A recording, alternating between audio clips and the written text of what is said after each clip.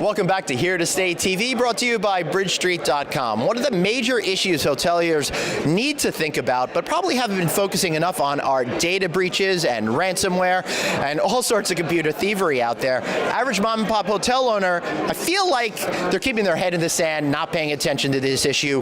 What do they need to know? They need to know they need to get their protection in place, that the policies need to be reviewed. They are likely very soon to suffer many issues if they don't.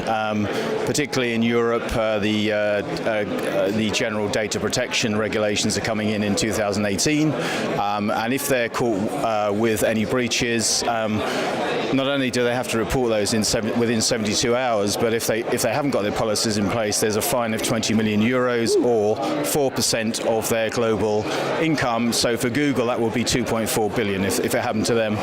There have been a number of notable issues. Yahoo, Verizon have recently been now still in negotiations to buy. The price has gone down because of the lack of policies. They had 500,000 breaches in 2014 and 1 billion in 2013. Only reported them at the back end of 2016, and they're in considerable difficulty. If you haven't got your policy in place also and you're trying to sell your company, you'll find there'll be a reduction in price even if you haven't got a breach. So does this apply just for the parent company, the major brands, or the individual franchise property as well? It'll apply to whoever controls the data. So generally it'll be the operator.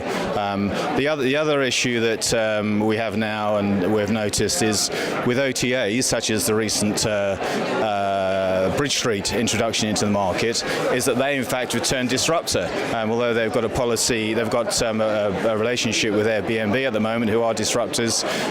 BridgeStreet are now disrupting the OTAs such as Booking.com by claiming the fees back, repatriating their fees, which is a good thing because it's good competition. That's what it's all about. Competition is a great thing. Yeah. How do you think BridgeStreet is positioning themselves to take on the overall marketplace?